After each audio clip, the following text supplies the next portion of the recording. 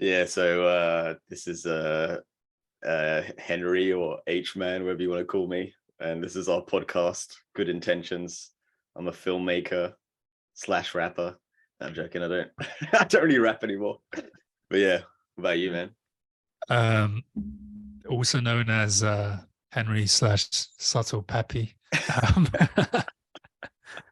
I'm a trader investor, and yeah, that's pretty much it. Yeah, cool. So Pete Davidson, why is he getting all these hotties? Well, I think he's not getting any hotties. He's getting single mums. You Oh, know how I feel about men going and getting with single mums, right? what's this other one? A single mum? This new one? Yeah, she's a single mum as well. What's her name? What's her name? Rat something. I can't Rat. remember. Emily something. I don't know. Right, she's a single You mum. should research it before you Kim. you ask me. Yeah, I don't know. I'm asking you, innit? You're the professional. Let me check. Emily. Anyway, I think Ariana Grande or something like that. Emily wasn't a single mum. Yeah, I think he was with Ariana Grande, and yeah, Kim Kardashian. That was years ago. Yeah, it was years ago. And what happened? So Kanye West basically would say Kanye West said Kim's not with him. Kim doesn't love him, not because he's ugly. That's what he said, his words.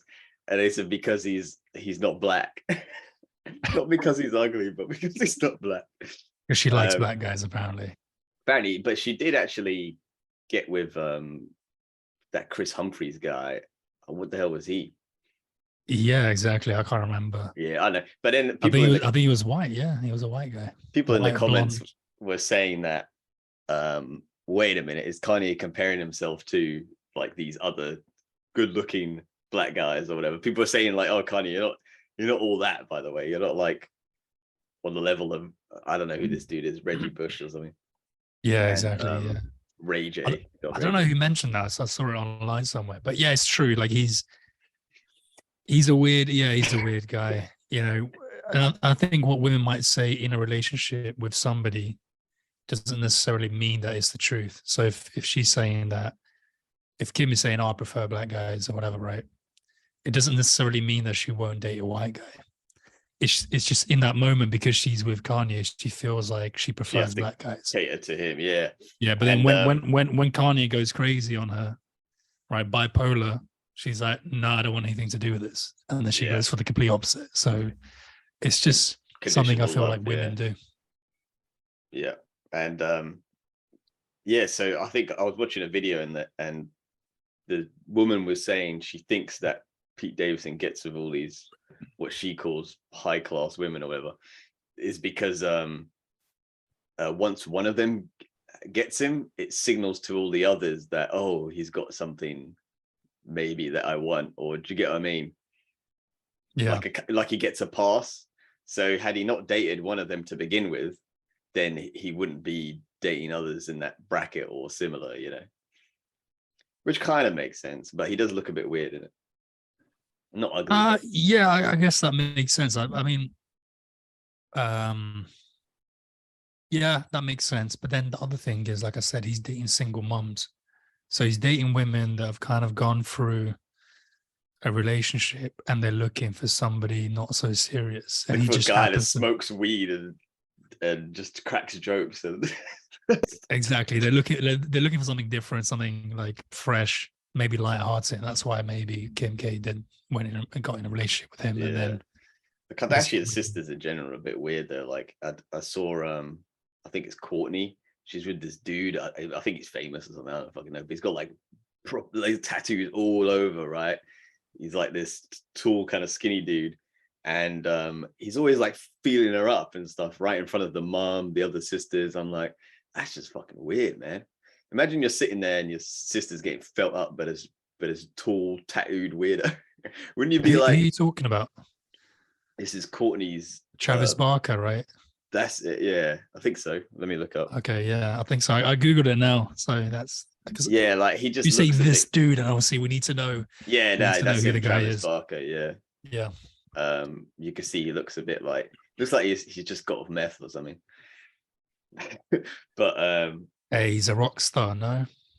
he's proper handsy with this I think it's Kourtney Kardashian. I mix the Kardashians up all the time, but yeah, weird family. Yeah, you know what it is? It's a family run by women. There's no There was he's there's not no anymore. male, you know, We had good father old figure dominating, what was his name? Bruce guiding them. Jenner. Yeah, he literally had Bruce Jenner, right? Who's like supposed to be the manly man, the athlete, whatever. And this family like literally turned him into a woman. Yeah, exactly. I think the other thing is it's a shame because you see Rob Kardashian Oh, also he's like suffering. Yeah, that dude's he's suffering. suffering because he has no male role model. His father passed away, so he kind of didn't have Yeah, I think what's happened any with him is guidance. the mum is quite a matriarchal figure, i.e., like a dominant woman figure. So she's very much about the girls and their looks and how they're perceived and their image and get on a Vogue photo shoot, all that stuff, right? None of that appeals to Rob. So what does he do? Date some random chick. What was it? What was that girl he dated back in the day? China something. I can't remember. Anyway, yeah, he hooks up with her and she's like full of drama, full of bullshit. And he ends up super depressed and he starts hanging around with, I think, Chloe's husband at the time, which was, what was that basketball player called?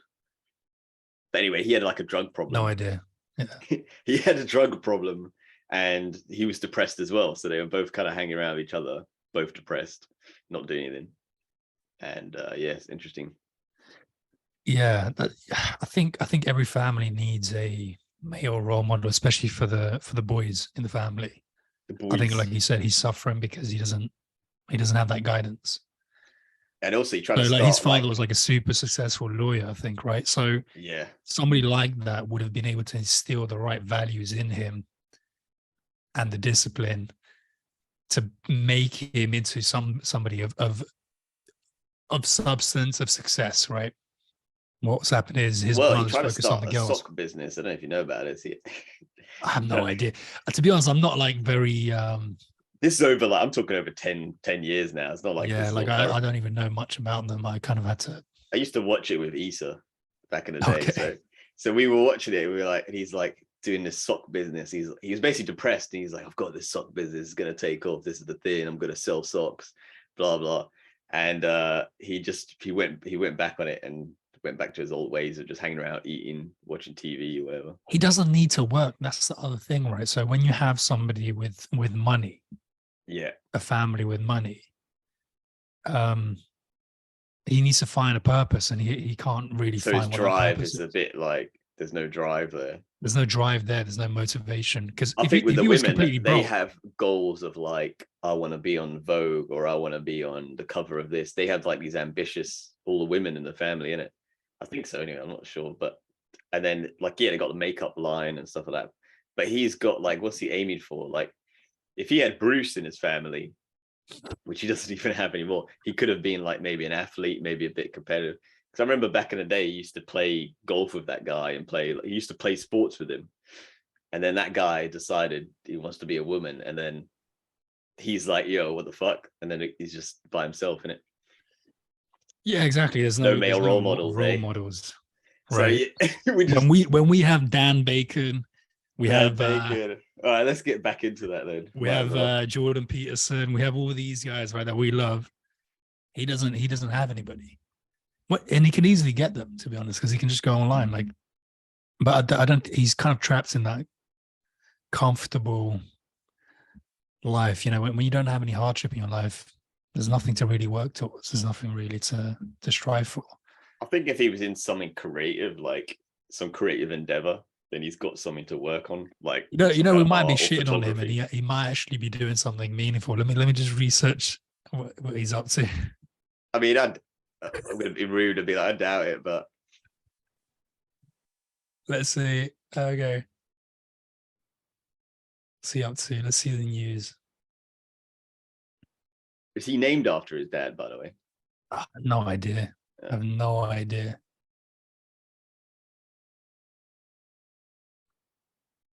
his sock business took off.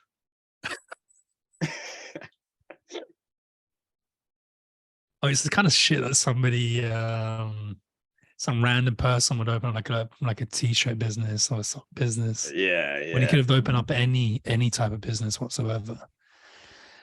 To be honest, he's just got nothing. Yeah, like what I see is just a Wikipedia page. I mean, and it if just I'm says honest, I kind of relate to him in a way. American television personality. So there's Yeah. no.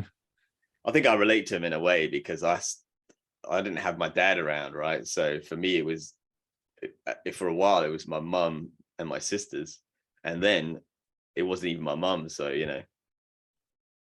Yeah. Yeah, his Wikipedia ends in 2016, and it just says the reality series Robbing China premiered on September 11th, Robert China, 2016. yeah, that was it. That's it. Yeah.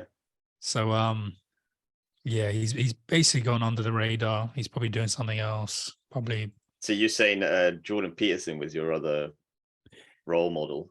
Yeah. So continue from the last episode. Dan Bacon is the main one because he kind of taught me some essentials I need to know, like how to That's something I hold a wanted to conversation. touch on actually. I sent you in the note, but like, how do you think you changed since his knee in sixth form to like now? Oh yeah, a lot. I think I change all the time, to be honest. Every few days, I'm coming up with new ways to improve myself or But become what a better about version. like personality or like image wise or things like that? Yeah, like as you get older, as I got older, because I don't necessarily think everybody does this, but as I got older, I became more serious, more kind of career work focused. So my personality might not necessarily be as outgoing, spontaneous, etc., as it used to be. But then I quite like it because I've already experienced that. So you can't be going out on to bars, nightclubs, whatever, your whole life. So after a certain age, I kind of stopped doing that kind of stuff and focusing more on building something, having more of a purpose, trying to establish myself in my career and vocation, etc. Yeah, because So in school you were like lacking, like maybe being expressive or being like having some initiative, and then you went through a period where that's everything you were about, so like yeah, like 19 to about 25, I'd say I was kind of just drifting around. Obviously had a lot of issues, but drifting around trying to figure out what I wanted to do, who I was, and that kind of stuff. And then having a lot of fun, focusing on fun mainly. And then around 25 onwards, I've been focusing more on career and vocation, becoming really good at what I do. Yeah, just building a good life for myself. That's basically my aim. So I've changed a lot, but going back to the role models, I think Dan for me was like, because he wasn't kind of like a typical pickup artist or whatever. He was kind of like trying to teach you skills that you can use not only in dating but just in your social life. So there's a lot of stuff that I learned from him and the flow. And then also I learned like figuring out that if you get the right information from the right person, you can improve any aspect of your life. That was like a big aha moment for me, because realizing that, all it was little tricks. Like I remember his basic trick for starting a conversation with a woman was make a statement and then ask a question. So let's say you're in a shopping mall, right? And like you see somebody buying something or looking at something, right? You'll kind of go like, oh, hey, I actually prefer the balsamic vinegar from blah blah blah, right? Because this I think I've tried both of them, but I think that one's better. What are you thinking of using your is that your line? Yeah, balsamic vinegar for, right? Something like that, right? So there you go. I prefer balsamic vinegar. Slip me your digits. No, but you start a conversation, right? So you find you make a statement, or like, let's say somebody has purple hair, right? And you like it, it's cool, Nah, it's you avoid different. them. You go, hey, I like your hair. Yeah. Why did you pick purple? Right. So there you go. You now have a conversation Yeah. starter. And that this was kind of like basic, but the way he broke it down was like really helpful. I think the thing that worked about it was momentum. And I think we spoke about this before, not in the podcast, but like how it works is, back in the day we used to do he also had this book. It was like 21 great ways to meet women or something like that. It was like an additional book to one of those things. And it had like suggestions. It was like, oh, you can do salsa dancing, you can play volleyball, whatever it was, right? And then we literally just decided to do like 2, 3, 4, 5 of them all at once. And I don't even know if it's like you didn't really get anything out of it directly. Like it wasn't like, oh, I went to salsa, met this great girl, start dating, nothing like that. But the momentum of being out there and interacting with random people and doing crazy shit, it built up and up. Yeah, exactly. It goes to show that if you want something, you have to go out there and expose yourself to the environment. So whether that's a bar, club, so in the case of like meeting new women and kind of building that aspect of your life, right? You'd go to bars, and if you want to meet a different type of woman to the woman that you would meet in the bar, you would go to these events, right? You'd go to volleyball classes, or you'd go to, like you said, salsa, right?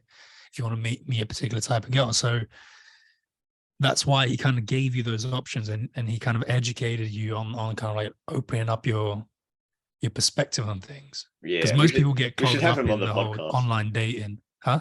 We should have him on the podcast.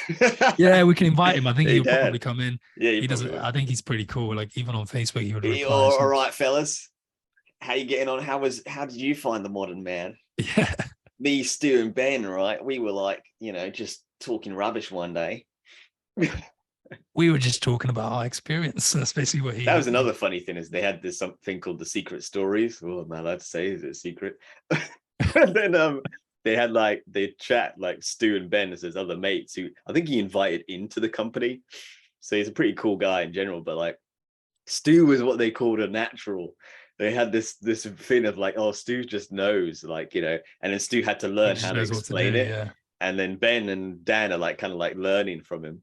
But yeah, there was all this stuff like, I don't do favors, all this lingo that we used to have back in the day. So if someone's giving you bullshit or giving you like drama or something, or you're just like, I don't do favors. Yeah. So my favorite saying from them was overqualifying. Yeah, so which we started noticing a lot of people do, right? They're like they're kind of like, they try and like oversell themselves. Like, oh yeah, I do this and I do that and I'm here and I'm there. So we used to do it as a joke. Sometimes I'd be like, watch, I'm going to overqualify like crazy. I'd say like a whole bunch of dumb shit on purpose, just for fun, just to see the reaction of people. Yeah, exactly. But like, yeah, so what that means is they had this rule, which was don't qualify.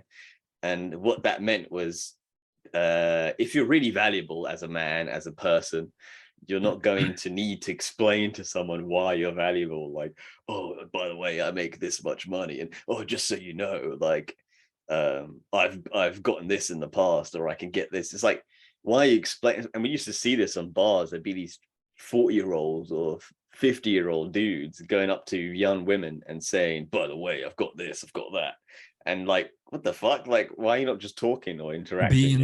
Being a bit like Myron, trying to flex his money. Like Myron qualifies like crazy. He's a qualifying dude. He qualifies that he's wealthy, he's valuable, when in reality, your value is shown, right? So I think the difference between what the modern man were trying to teach, right, was that let your value be shown through your actions and how you are and how you hold yourself, and your confidence level and your masculinity and so on, right?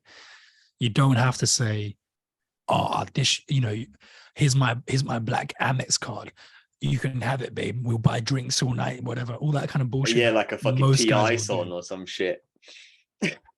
Yeah, exactly. So it's just be natural, be yourself. And sometimes you don't even have to have a lot of money. You don't have to have a lot of money to have a good time and show your value. Like, for a long time, I was doing random jobs. I didn't have a lot of money, and I still had a great time doing these things and meeting women. So, but so I'm going to move on to my second role model, because we already spoke about Dan. Yeah. Jordan Peterson, but for a different reason. Like most people would be like, oh, he changed my life. He done this. His rules to life. His 12 rules to life are like life changing.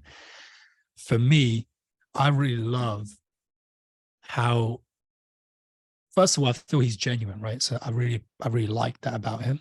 He like genuinely cares, and that's why he's doing what he's doing. And his fame came naturally because of what happened in his university in Toronto, I think in Canada. I can't remember where it was, but how there's like viral videos of him not accepting certain pronouns, etc. So he didn't really even seek fame, and he has so much content out there that was just so informative. Yeah, so it's kind of like once he hit the headlines, all his stuff was, people watched his lectures in universities. He only put up that content because he wanted to educate other people, or maybe have that for his students so they can review it or look for reference purposes. So it wasn't even like to become famous or anything like that. He didn't seek anything. And then when I see him in interviews, when I see him having discussions or podcasts, the guy is just very, very well prepared. Like he's on point. He just knows the facts. He knows the statistics. I think it's a combination of topics in and say out, like 20 years experience or whatever in his field of expertise, plus for that chat or whatever, he'll do his research, or so it's like that plus that, and then his own way, his personality and way to analyze things contributes to it. Yeah, like for me, that's very, like, I admire that, because I know it's so hard to be at that level, and people just aren't on that level. Like I'd rarely see anybody prepared like that and able to, debate the way he does and have so many facts. And that's what's crazy about the people who disagree with him. They don't debate him, they just call him names. Yeah, exactly. Yeah, because they can't out debate him, because first of all, most of his arguments are logical, right? So if you have any sense of logic, Myron's logical. Yeah. Yeah, God. By the way, I'm going to relaunch it in 9 minutes, because I recorded late in the thing, so I'll relaunch and record again as well. Okay, cool. Yeah. So I really like that about him. And then, funnily enough, and this is a bit like random, but I really like 50 Cent. I admire him, and he's kind of like a role model in a way, right? So each of these guys have their own things. And the thing with 50 Cent is he's able to just reinvent himself. He's just a success at everything that he does. And like, I admire that. So he went from, obviously I don't admire the fact that he was a drug dealer, right? Yeah. But he went from drug dealing to being shot, coming back. To being shot. He went from a guy being shot. Yeah, to being shot 15 times or however many times he was shot. Come back from that. Become a musician.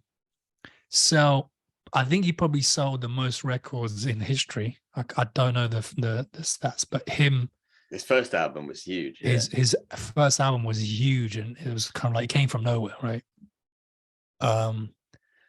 Super famous. And then he goes into like endorsement deals and buys like vitamin water and a few other deals. I think even before like P. Diddy did it, even before. Yeah, he did it like 2006, 7, something like that. He started 2002, 2003, like around that period when nobody was really doing it, right? Now everybody's doing it. Every influencer's doing it. Anybody with a little bit of a following, like 10,000 followers, I have a product. I'm endorsing XYZ product. KSI, Logan Paul, they got their prime drink. Yeah, exactly. Yeah.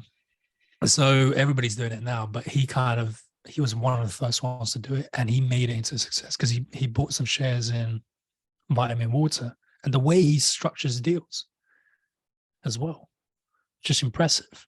And then now he's become a producer, because he knows his music career is over, but he's become a producer, and he's successful at that as well. He's very successful at that. So just the fact that he can reinvent himself, and he keeps growing, and he keeps striving to become a success at something else. It's just something I admire, basically. Yeah. But yeah, that's basically me done with a role model. So if you He want also didn't have a dad. oh yeah, true. Yeah, he didn't have a dad. The interesting thing about He also didn't have a mum because his didn't have a mum mum got either, killed as yeah. well. So crazy, innit? But the thing that's weird about that, if I think about it, is I remember Dan in his book saying something like the reason he struggled with his confidence, socializing, interacting with women, etc., is because he never had a dad to show him how to do it. It's like his dad didn't have the ability or knowledge or awareness to show him, yo, son, this is what you do.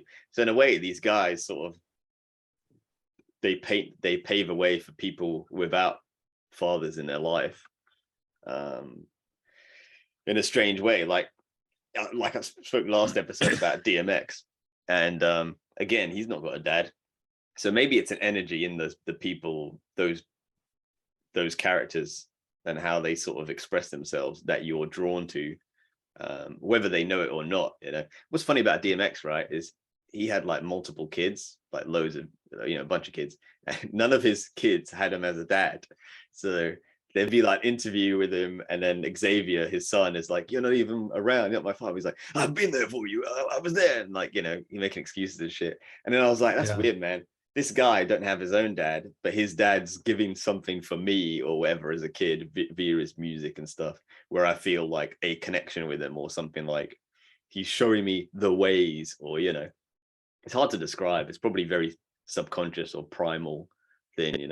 Yeah, I agree with you. I agree. But like, it's this thing, when you look around you, all you see is betas and weird guys and insecure men. So you're always seeking something bigger and better out there. Nowadays people look to fucking superheroes and Captain America and Thor and all this shit. It's like, okay, a lot they of aren't guys even are looking real, up bro. to Andrew Tate. Yeah, so now all these kids, Andrew Tate comes on, and like they'll treat him like a superhero. Exactly. Yeah. Yeah, and it's interesting because when you look at it, Dan, what was he trying to do? He was trying to help men become men, right? Jordan Peterson, what does he try and do? He tries Help to men become men. help men become men, right? Take ownership, become more responsible, etc. And obviously 50 Cent, what's he done? He's kind of just stepped up, and he's always a man. Like, he always makes sure that he's on point with what he does. So these are the kind of like role models I look for. There's so many other ones. I mean, there's other ones that like I would love to like take certain things from other people, like Tony Robbins, his energy, the way he operates, his passion. Yeah. You should watch Tony Robbins and Michael Singer. That's an interesting one. Have you seen it? Michael Singer. Yeah, he has an interview with him. No, I haven't seen it. Michael Singer was like a billionaire something. He had like I think he launched a code that everyone still uses to this day, like doctors and stuff. But anyway, what happened is he had the FBI investigate him for years over some kind of dodgy thing going on, and he was innocent. So the whole time he had to remain calm, relaxed, and whatever. And Michael Singer's like paved the way into like real spirituality, where you're sort of like non-attached. You're not letting things remove you from your center. You're not reacting to things in that sense. So yeah, like he's an interesting person. He's like teaching Tony Robbins how to sort of operate in that mindset, because Tony Robbins is a bit like, I'm stressed, I've got 126 businesses and blah blah blah. So it was funny watching them chat. But yeah, I don't think Tony Robbins is stressed. He has a team around him. He doesn't. Well, he's intense. There's a difference. I think in this stress chat, and intense. he opens up about the stress, or basically how he can't turn off. So he'll yeah. He doesn't have no downtime, or he feels like he's lost the happiness that he wants. So he's kind of like chasing it, and then he's wanting it. And okay. But yeah, so obviously it's a bit nuanced, the chat with him. It's him, his wife, maybe I should watch it. Michael Singer. But also Michael Singer's got some like heavy stuff, man, like books and podcasts, whatever. So with Tony Robbins, I felt he was kind of like dumbing it down a bit just for him to understand. But obviously they're friends in real life and stuff. So I was like, oh, there's a reason they're chatting. But yeah, there's what do you call it? I'll restart this and then we'll continue. So yeah, there was this thing I kind of wanted to mention called Bedrock Lifestyle. Now, I just thought it was kind of funny because, I mean, there came a period where it was like that was my only goal, my only pursuit, my only thing that I cared about. Do you want to describe to people what the Bedrock Lifestyle was? What based on? I can if you want it, or you can. It's up to you. I think you're the best one to describe because this was your dream. Oh, it was Right? your dream as well. Don't lie. For me, it was like, yeah, you know, I Yeah, like what? the idea, but this wasn't my dream. Whatever. This was your dream. Okay, so it's born out of the Bedrock music video which Young Money released, which was like them messing around in a big pad, hot women squirting each other with water pistols, man. Got a dirty mind. Anyway, and yeah, what's funny is this is pre-Drake being big and Nicki Minaj being big, and they're in the video because they're part of Young Money and all that.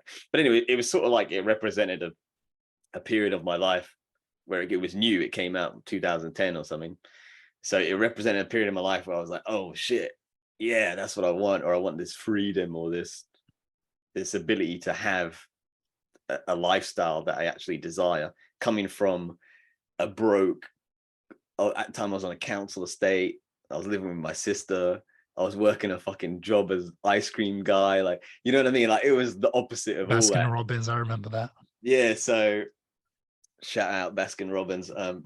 So yeah, basically the thing was then we learned like the the flow and all these things. So we had these assets, and what happened is I think that was always a desire of mine. Then randomly I ended up coming into some money, so it kind of fueled it even more. Where I was like, "Fuck it, yeah." And then I think we started off with like the first kind of thing or initiation into it would be like, okay, let's do this thug theme gangster birthday party, like let's go all out. And then from then on we were trying to like continue that energy. And I think there was a point where when I was living in what do you call it, the pad with you, and I think you moved out. It might have been when you were there, I can't remember. I wrote a fucking book, like a PDF thing or something, of how to create the Bedrock Lifestyle. That had like a page dedicated to each thing of what's required. And I think I even sat down with you and we discussed what it included, and we came up with a list of fucking weird shit. Like one of it was like we were like 2, 3, no, maybe 4 women or something. And then it was like stuff like, around the house, what does the house look like? I don't know, it's got like strawberries and cream everywhere, or like, what the fuck? Like my mindset was very, what's the word? Testosterone fuel. It was very like primal in its in its ambitions. But, and you were late teens, right? So you're just like 19 years old. And 20, 21. And in a way, it's probably because this is what I actually wanted when I was in school. It was like there was this energy in me, and that's what I wanted in school. So I was like, I never got it. It's like for years I wanted it. It's like now I want to do whatever I can to have it. However, that kind of leads me on to this other thing, which is like I sort of then became obsessed with like the self-improvement shit because I saw it as a way in. So we used to go to MMI, which was the Millionaire Mind Intensive. I had their book. It was like 90 days to become a millionaire or whatever the fuck. And I followed it like religiously. I did exactly what it said. I was listening to this hypnotherapy at the time. I was doing everything I could to get money, because part of their thing was like, oh, become a millionaire, get a business. So I was like, oh, I've got my coaching business, but this is the thing that's going to like launch me and I can have my passive income, and all these terms they use that they're quite popular now. Back then it was sort of niche. But yeah, so that became a trap in itself because it wasn't me. None of it was actually me. And a lot of the desires born out of the Bedrock Lifestyle, I feel, were because I was unfulfilled. So I wasn't fulfilled presently. So I thought if I can attain this, I will become fulfilled. And the more you chase it, and that's why the Michael Singer, Tony Robinson's interesting, because the more you kind of chase that and want that thing, the more you sort of push it away, because what you're basically admitting to is that I'm not happy unless I have that, and you permanently remain in that state. it's like you've programmed your mind to not be happy unless you have that. No matter what affirmations you say in the mirror, or I'm a multi-millionaire, I have passive income, and do a dance or some shit and clap your hands and go, woo! You know, like, but I don't know. What do you think of that period? Like, I think you were kind of like, we were in each other's lives for that sort of period to meaning modern man dating thing. But then when a self-improvement thing came, I think I like decided, oh, I'm going to double down on this. And you were sort of you changed and went a different route, or you were kind of like uni discovering, and I moved in with Leroy that period. So I was like, let me get Leroy on board. Let's smash this lifestyle thing. I don't know what the fuck I was doing. I think one of the biggest mistakes that not only us, but let's say one of the biggest mistakes that we made during that period was, your dream, right, was to be is to be a film director. Right? Yeah, during that period, I sort of forgot. Right? It was weird.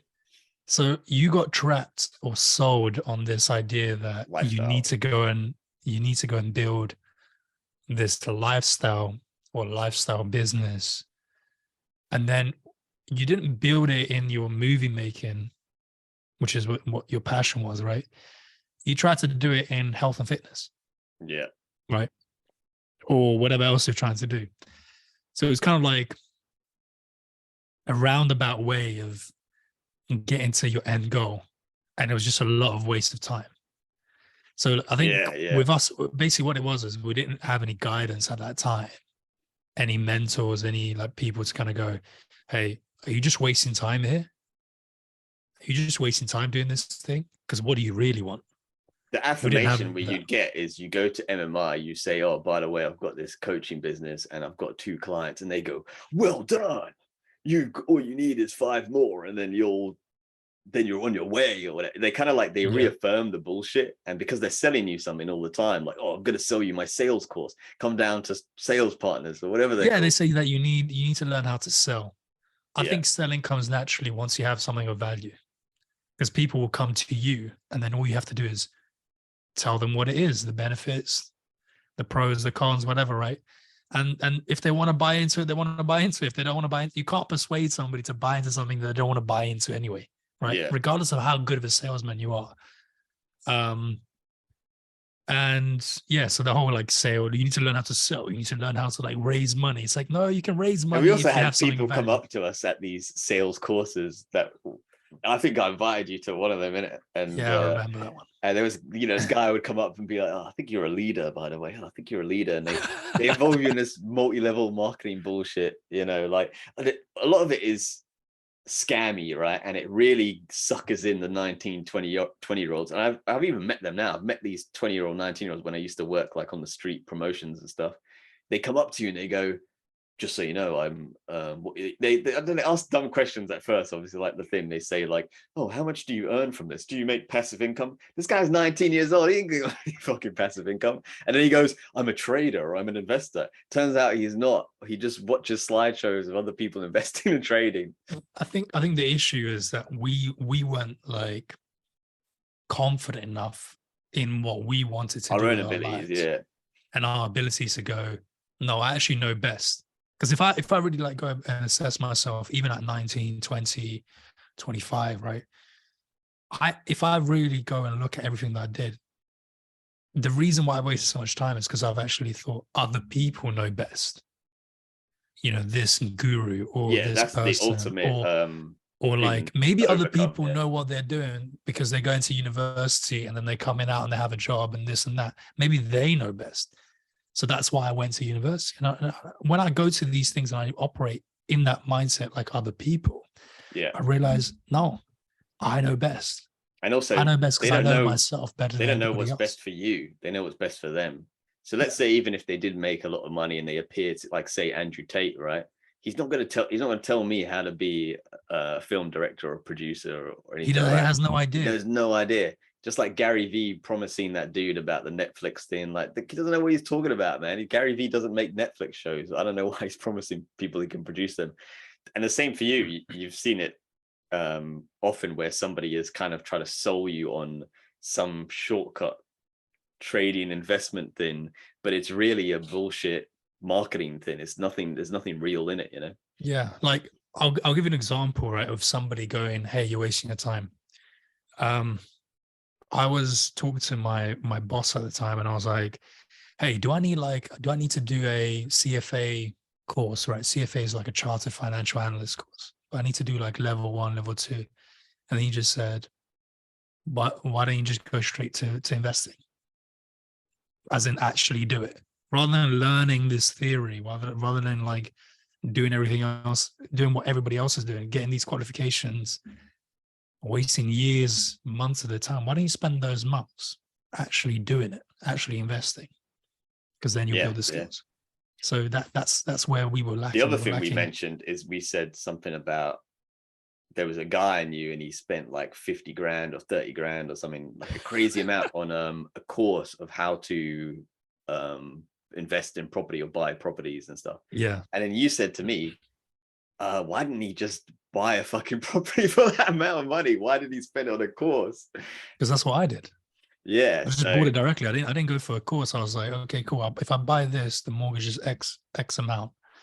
I can rent it for this margin, right? This profit margin. There you go. Let me buy it. Get a yeah. mortgage on it.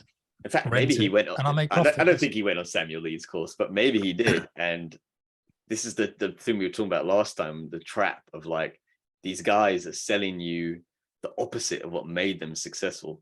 I don't think Samuel Lee spent the kind of, maybe he did, I don't know. He's kind of a weird gray line, but like they selling you on the thing they didn't do just so they can make money while they teach you what they actually did. You know what I mean? It's weird.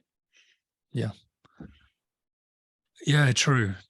Yeah, exactly. You know, I might have to go soon, you know, because I have to Sure, be somewhere yeah. at 12. How long?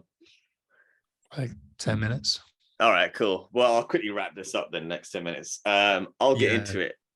So yeah, about that. So I felt in that self-improvement trap. I then worked a job, and while I was working this kind of full-time job, I was trying to pursue my film stuff on the side. It's like, well, too late now, buddy.